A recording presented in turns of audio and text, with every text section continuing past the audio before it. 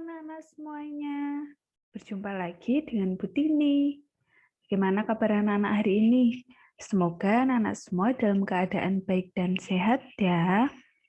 Baik anak-anak, hari ini kita akan belajar tema 6, subtema 4, pembelajaran 2, dan juga pembelajaran 3. Ya, kita masih membahas mengenai penghematan energi. Nah, sebelum kita mengawali pembelajaran hari ini, kita akan berdoa terlebih dahulu. Bu Tini akan memimpin, silahkan anak-anak ikut berdoa dari rumah masing-masing. Marilah kita berdoa dalam nama Bapa dan Putra dan Roh Kudus. Amin. Allah Bapa di surga, kami berterima kasih atas waktu yang boleh kami terima ini. Terlebih kami bersyukur atas kesempatan belajar yang Kau berikan. Kami mohon kepadamu ya Tuhan, supaya Engkau menerangi akal budi kami, agar dapat menerima pelajaran dengan baik. Berilah kami kekuatan agar dapat memahami pelajaran yang akan kami pelajari ini. Berilah pula kami semangat belajar yang tinggi, supaya kami dapat belajar dengan rajin, tekun, dan teratur. Ya Tuhan, bantulah dan dampingilah kami dalam belajar ini. Amin. Dalam nama Bapa dan Putra dan Roh Kudus. Amin. Baik anak-anak, terima kasih kita sudah berdoa bersama.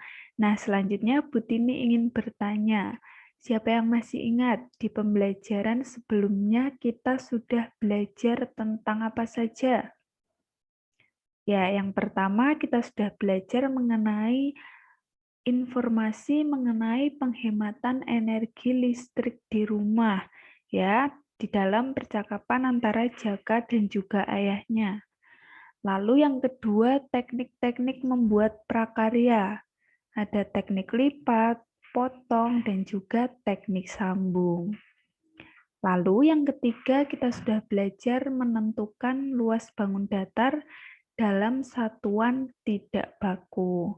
Nah, anak-anak, pada pembelajaran 2 dan 3 kali ini, materi yang akan kita pelajari, yang pertama yaitu kombinasi gerak melompat dan memukul dengan hitungan. Lalu yang kedua, kewajiban dan hak anggota keluarga di rumah. Lalu yang ketiga, penghematan air dan listrik di rumah. Dan yang keempat, kita akan belajar menyelesaikan masalah luas dalam satuan tidak baku. Nah, kita langsung saja ke materi yang pertama, yaitu langkah-langkah melakukan kombinasi gerak melompat dan memukul dengan hitungan. Nah, langkah pertama yang harus dilakukan adalah ketika posisi awal. Nah, ketika posisi awal, langkah yang harus dilakukan adalah berdiri tegak, lalu kedua kaki dibuka selebar bahu.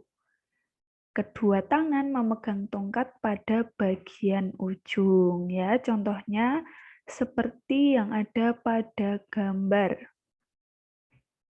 Selanjutnya, langkah yang kedua adalah ketika hitungan ke-1.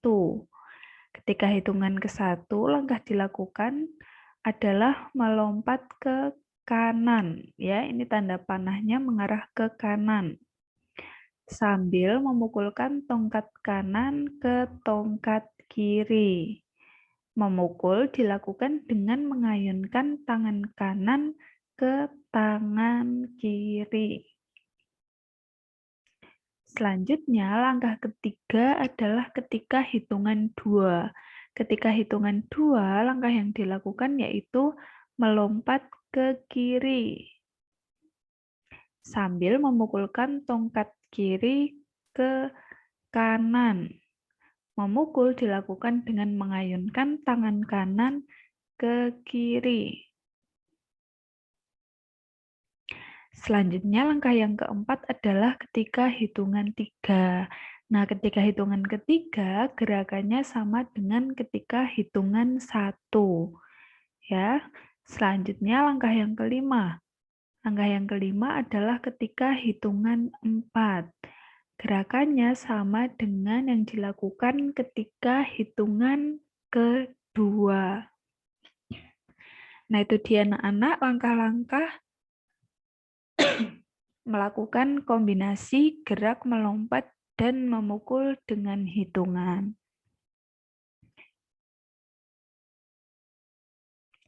Nah, siapa yang masih ingat anak-anak apa saja kewajiban anggota keluarga di rumah? Ya, ada bermacam-macam ya. Kita akan bahas lagi beberapa supaya ingat. Yang pertama yaitu menghemat penggunaan air di rumah. Ya, misalnya kerannya tidak digunakan berarti dimatikan. Lalu yang kedua, menjaga kebersihan lingkungan rumah. Dan yang ketiga, saling menyayangi anggota keluarga. Nah, selain kewajiban ada juga hak anggota keluarga di rumah. Ya, misalnya yang pertama menggunakan air sesuai kebutuhan.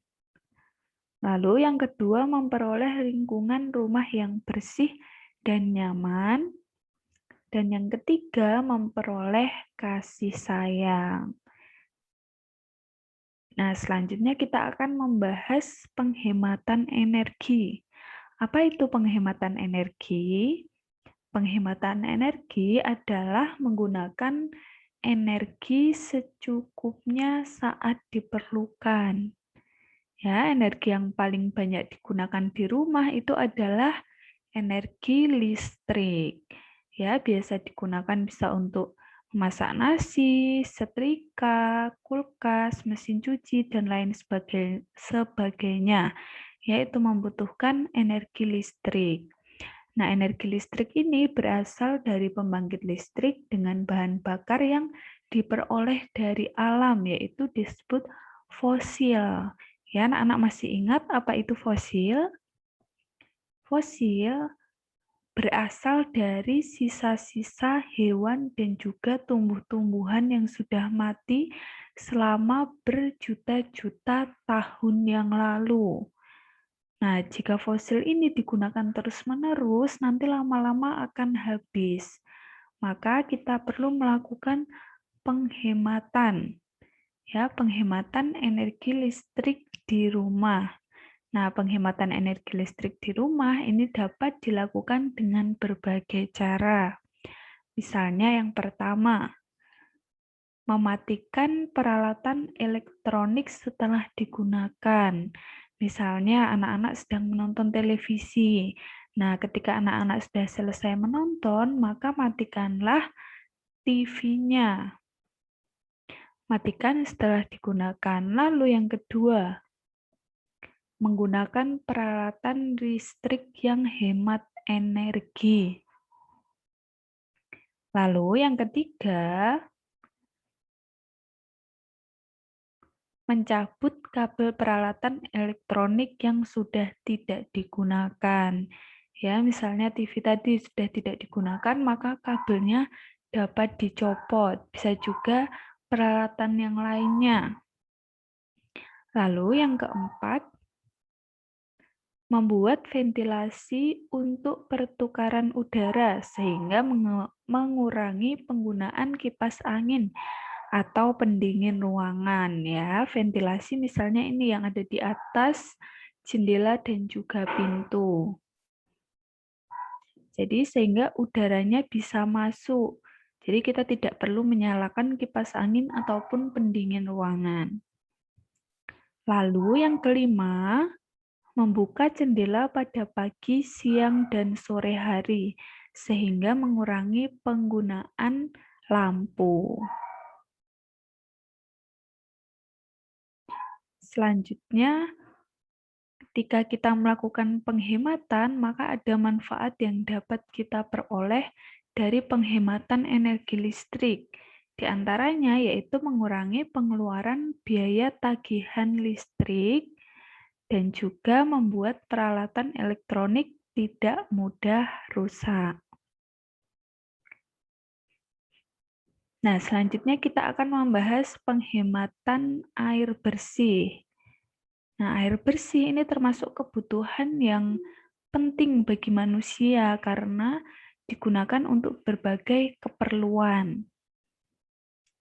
Nah, saat musim kemarau di beberapa daerah itu seringkali terjadi kekurangan karena persediaan air bersih berkurang. Nah, untuk itu kita perlu melakukan penghematan air bersih. Ya, langkah-langkah yang dapat dilakukan, misalnya menggunakan air secukupnya. Ya, misalnya untuk mandi, untuk mencuci, tidak perlu menggunakan air yang sangat banyak ya, secukupnya saja. Lalu yang kedua, mematikan keran air saat tidak digunakan. Lalu yang ketiga, memanfaatkan air bekas cucian sayuran dan buah untuk menyirami tanaman. Ya, bisa juga menggunakan sisa air untuk mencuci beras. Itu juga dapat digunakan untuk menyirami tanaman. Lalu yang keempat, memanfaatkan air bekas cucian pakaian untuk mencuci sepeda motor sebelum dibilas dengan air bersih. Nah, selanjutnya kita akan membahas langkah-langkah membuat TV mainan dengan teknik potong, lipat, dan juga sambung. Langkah yang pertama yaitu menyiapkan alat, bahan, dan rancangan prakarya. Ya, alat dan bahan yang digunakan yaitu kertas gambar, kardus bekas, pensil, penghapus, penggaris, spidol, lem, dan juga gunting. Lalu langkah yang kedua yaitu membuat gambar pola TV. Ya, contoh polanya seperti yang ada pada gambar. Selanjutnya, langkah yang ketiga yaitu ini ketika melakukan teknik potong, yaitu memotong gambar pola TV.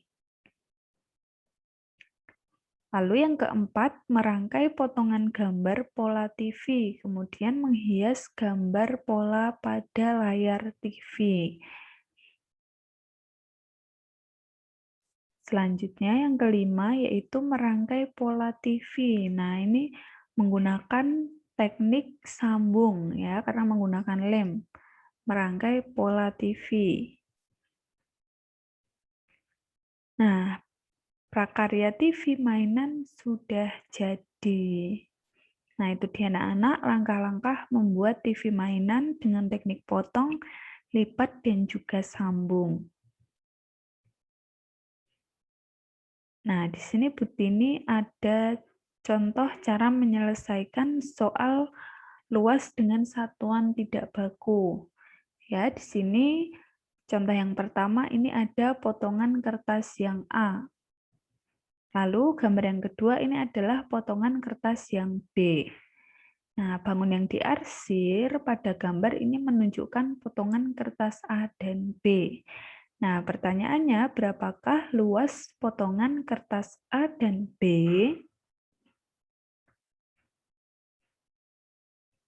Nah, bagaimana cara menghitung luas dengan satuan tidak baku? Menghitung luas, potongan kertas A dan B sama dengan luas bangun datar yang diarsir.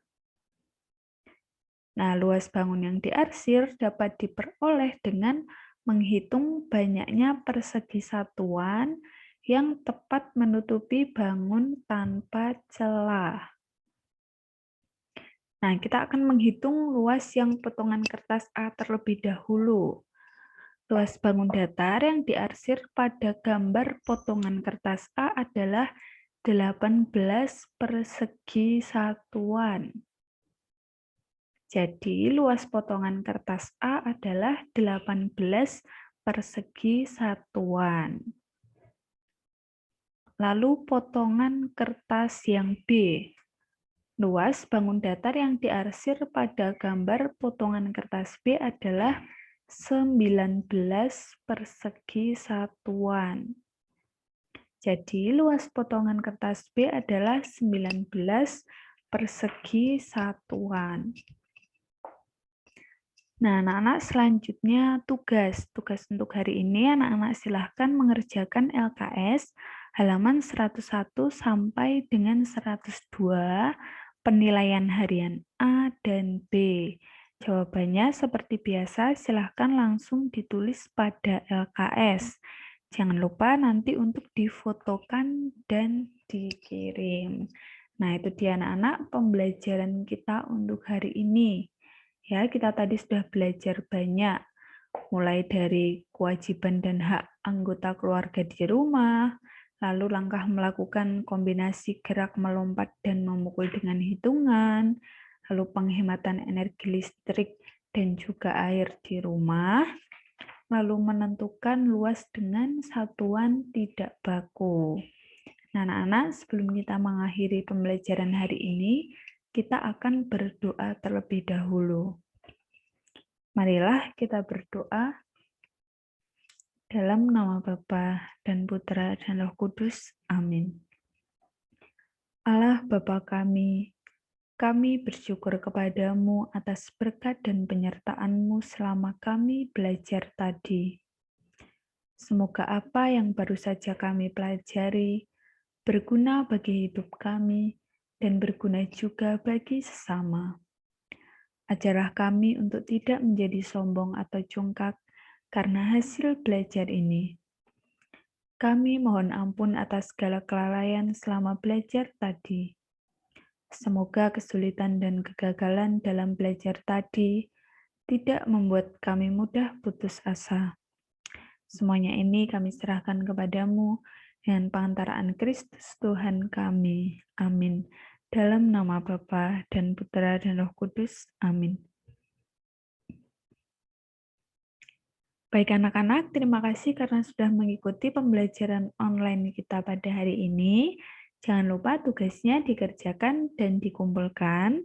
Tetap jaga kesehatan di rumah dan sampai jumpa di pembelajaran selanjutnya.